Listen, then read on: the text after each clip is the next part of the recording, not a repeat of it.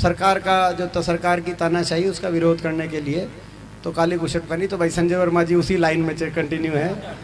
तो खैर, सभी पिता तुल्य बुजुर्ग, नौजवान साथी, मातृशक्ति, आज ऐसे समय में हम ये हाथ से हाथ जोड़ो प्रोग्राम, कांग्रेस पार्टी का हाथ से हाथ जोड़ो प्रोग्राम जुड़वाड़ी गांव में, जब इलेक्शन का 1 साल रह गया, हमारा संविधान ये तय करके गए संविधान निर्माता बाबा साहब भीमराव अंबेडकर जी के नेतृत्व में कि 5 साल में चुनाव होंगे, यानी कि 5 साल में चुनाव।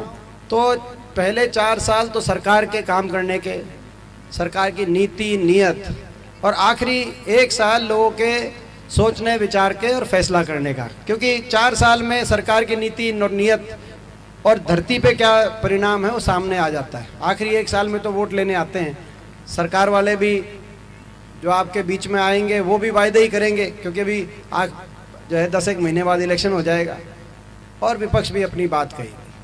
तो ये सोचने विचारने का समय शुरू हो गया, आखिरी 1 साल में बढ़ गए। और इस बार लोकसभा के साथ विधानसभा चुनाव की भी हरियाणा के अंदर उम्मीद जताई जा रही है। और ये आपने देखा होगा, ये लोकसभा के साथ विधानसभा की बात चली, वैसे तो विधानसभा चुनाव में अभी 1.25 साल बचा है, लेकिन पीछे अमित शाह जो केंद्रीय गृह मंत्री हैं, भाजपा के बड़े नेता हैं, वो हरियाणा आए 2 दिन के दौरे पे। पहला दिन तो उनका प्रोग्राम कैंसिल हो गया, गोहाना में रैली थी फरवरी में, मगर वो रैली में लोग ज़्यादा पहुँचे नहीं, यहाँ नदी की रैली थी। और ये बताया गया कि भाई सर्दी ज़्यादा थी, बोले ज़्यादा था, इसलिए मौसम ख़राब की वजह से लोग नहीं पहुँचे।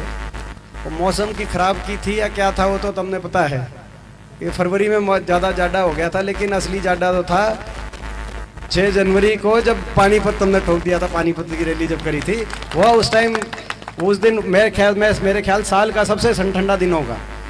और सुबह से लेकर शाम तक धूप नहीं निकली, घाम नहीं निकला, 1 सेकंड के लिए भी घाम निकला नहीं, मगर आपने वहाँ पर जो है बहुत एक रिकॉर्ड, मैं बधाई भी देना चाहता हूँ इसराना हल्के को, जुड़वाड़ी गांव को, आप सबको, कि भाई पानीपत के अंदर वो जो रैली है बहुत आप उसके।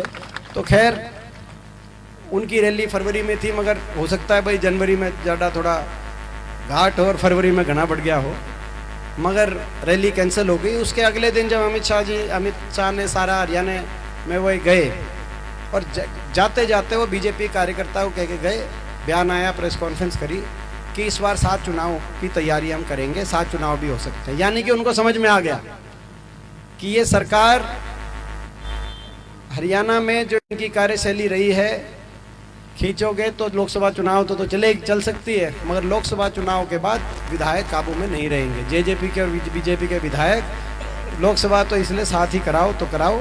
तो आप ये मान के चलना 1 साल में चुनाव, और आपका और हमारा सोचने का समय शुरू हो गया।